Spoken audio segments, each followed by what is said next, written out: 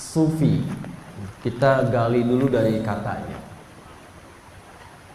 Asalnya dari kata paling dasarnya itu sofa. Paling dasarnya apa? Sofa. Kemudian dari situ nanti berkembang. Misal ada tasfiyah, ada sufi, ada sufiyah, ada sofia. Sofa pada asalnya proses membersihkan sesuatu atau menyaring sesuatu yang kotor sehingga muncul yang bersihnya saja. Proses saringannya ini disebut dengan tasfiyah namanya. Jadi kalau misal nih ada mineral mau disaring nih, kan bisa air bisa logam ya, kan dibersihkan dulu kan dari yang kotornya. Anda kalau mau bangun pasir kan suka disaring dulu ya, nah itu saringannya disebut tasfiyah. Minyak disaring supaya yang jernihnya yang keluar, itu tasfiyah namanya. Menyaring yang kotor sehingga yang bersihnya yang muncul. Nah yang bersihnya ini yang keluar itu disebut dengan apa? Disebut dengan sofia, sesuatu yang jernih, yang bersih ya. Ibu Sofia, ibu yang jernih, bersih pikiran dan hatinya, sehingga ketika bertutur pun menyaring lisannya sehingga tidak keluar yang kotor-kotor dari lisan. Karakter orang yang telah mendapatkan itu, orangnya disebut dengan sufi namanya. Di sufi itu pada asal mulanya adalah orang yang mampu mengatur dan menyaring dirinya sehingga yang keluar dari seluruh anggota tubuhnya itu selalu yang baik-baik dan mulia. Kalau bicara yang baik, kalau menatap yang baik, kalau berjalan yang baik, merespon apapun selalu baik keluarnya. Itulah sufi. Kita kalau sa'i dimulai di bukit apa? Sofa. Berhenti di mana? Marwah. Harus selalu di Marwah ya. Dimulai di sofa, berhenti di Marwah. Kalau berhenti lagi di sofa, itu kalau enggak 6 berarti 8 kali. Harus di Marwah. Nah, kenapa bukitnya disebut dengan bukit sofa? Itu ada kisahnya. Sayyidah Hajar alaihissalam itu kan naik ke bukit itu ketika beliau punya hajat untuk anaknya Ismail alaihissalam. Menangis, ASI nggak keluar. Ketika merengek kemudian menangis, semakin haus, disimpan terlebih dahulu. Beliau mencari. Dalam pencariannya itu kan seorang ibu kadang berpikir ya, kalau anak sedang ingin mendapatkan minuman, ASI tidak keluar, kadang-kadang kan gelisah kalut kan, di mana ini nyari-nyari dan sebagainya. Maka hal yang ditampilkan pertama kali oleh beliau itu berprasangka baik kepada Allah. Beliau menyaring segala pikiran-pikiran yang tidak baik. Nggak mikirkan yang buruk. Kenapa saya harus ditempatkan di sini, ditinggalin oleh suami, nggak tahu kapan baliknya. Tapi yang ada di kepalanya adalah ini perintah Allah. Kalau Allah sudah perintahkan, pasti diberi jalan. Kalau Allah sudah takdirkan, pasti diberikan solusi. Pikiran-pikiran baik yang menyaring segala yang buruk ini, sehingga keluar yang jeleknya, masuk yang baiknya saat mendaki bukit, itu yang menjadikan namanya disebut dengan sofa. Orang yang berpikir baik, ini filosofinya. Orang ini, ingat ya, filosofi itu hikmah bahasa agamanya. Orang yang melakukan sesuatu dengan pikiran baik pada awalnya, berprasangka baik pada Allah, husnudzan, maka Allah akan angkat tempatnya di tempat yang tertinggi dan berpeluang meraih setengah dari kesuksesannya. Karena itu ketika ingin menuju tempat kesuksesan yang ingin diraih namanya marwah, orang-orang itu diangkat dulu oleh Allah seperti naik ke atas bukit. Walaupun tetap menempuh ikhtiar, turun, jalan, kadang jalan cepat, naik ke atas, kadang fata morgana, bolak-balik, tapi begitu dapatnya melimpah, bahkan tak berhenti di masanya saja. Itulah Zamzam. Jadi kenapa disebut dengan bukit sofa? Tempat itu bukan sekedar nama tempat, ada hikmah. Salah satu bentuk hikmahnya adalah memberikan kesan bahwa ketika akan memulai aktivitas, walaupun kita serius, tetap tautkan tawakal kita kepada Allah dengan berprasangka baik. Kembali kepada sufi. Nah, sufi ini pada mulanya adalah makna asalnya orang-orang yang mampu menyaring keadaan jiwanya. Menyaring keadaan jiwa, prosesnya disebut dengan tazkiyah. Zakka yuzakki. Jiwa bahasa Qur'annya disebut dengan nafas. Dari mana ditemukan ini? Dari Quran surah ke-91. Di ayat 7 sampai 10 tadi, wa nafsin wa ma sawwaha fa'alhamaha fujuraha wa taqwaha qad aflaha man zakkaha. Di tasrif di sorof, zakka yuzakki tazkiyatan. Tazkiyah itu sifatnya disatukan dengan nafas, maka menyatu menjadi tazkiyatun nafas. Di tazkiyatun nafas itu proses tazkiyah. Proses tazkiyah itu sama dengan proses tasfiyah, menyaring yang kotor di jiwa sehingga bisa dikendalikan yang muncul yang baiknya saja.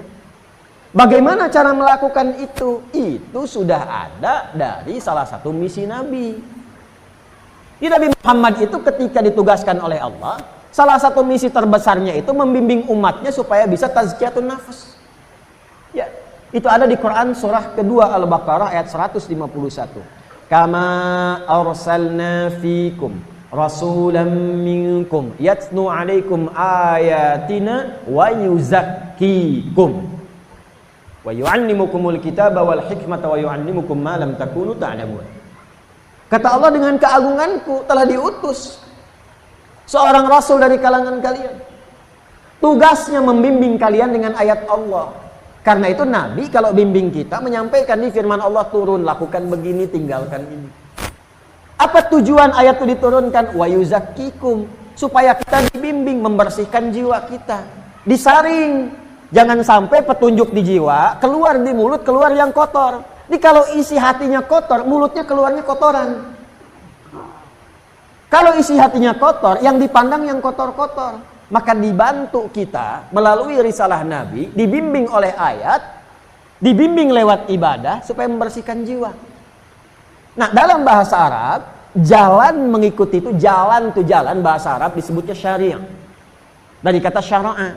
Kalau ini jadi panduan disebut syariah. Jadi jalan menjadi sufi itu artinya membersihkan jiwa itu dengan cara mengikuti syariah. Apa bentuk syariat itu? Salat syariat. Karena itu kalau salatnya benar, nanti yang kotor di jiwa ada dua. Satu fahsya, kedua mungkar. Itu dibersihkan. Maka turun Quran surah ke-29 ayat 45. Utslu ma uhya ilaika minal kitab wa aqimis shalah innas sholata tanha 'anil fahsya wal munkar. Jadi kalau pengen jadi sufi dalam arti orang bersih, orang baik, orang yang dari ujung kepala sampai ujung kaki itu sifatnya mulia, maka jalan pertama kali ikuti syariat.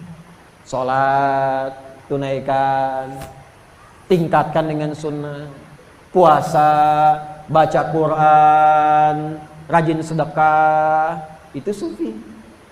Hasilnya apa? Perbuatan-perbuatan mulia, perbuatan-perbuatan baik.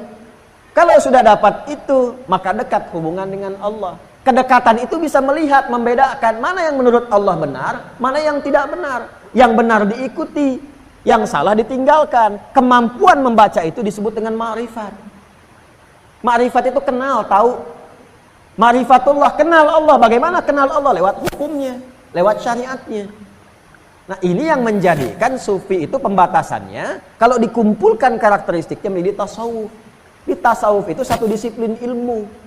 Nasab sanadnya ada, cuman jalurnya lewat syariat. Yang jadi persoalan kadang-kadang ada orang ingin meraih itu dengan menyalahi tuntunan syariat. Yang keluar dari syariat ini yang disoal. Jelas? Jadi kalau tujuan sufi itu bukan untuk melihat yang macam-macam.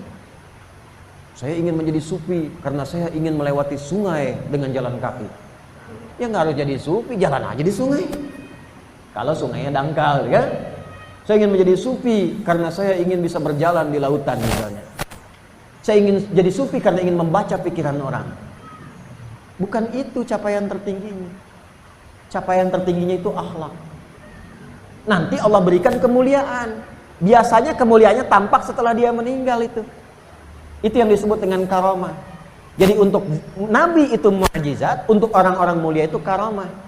Karamah itu nampak nanti keutamanya setelah orangnya wafat. Karena itu orang-orang yang punya karamah biasanya nggak menjual karamahnya dan tidak buka praktek. Karena itu kalau ada orang-orang yang kelihatannya misalnya seperti benar, ya taruhlah bisa melihat nih Anda kelihatan isi pikiran begini-begini, tapi ketika Anda bergaul ternyata tidak sholat, ya pakaiannya kayak bagus, jubah, pakai sorban, Allahu Akbar, Allahu Akbar. Loh, kok masih ngopi? Anda nanya, Pak Yai, kok nggak sholat? Ade masih latihan. Yai itu fisiknya minum kopi, rohnya sedang sholat. Itu stres itu. Mbah Yai Hashim itu ngarang kitab Risalah Ahlussunnah wal Jamaah, menyebut yang seperti itu orang tersesat, jangan diikutin. Orang tersesat.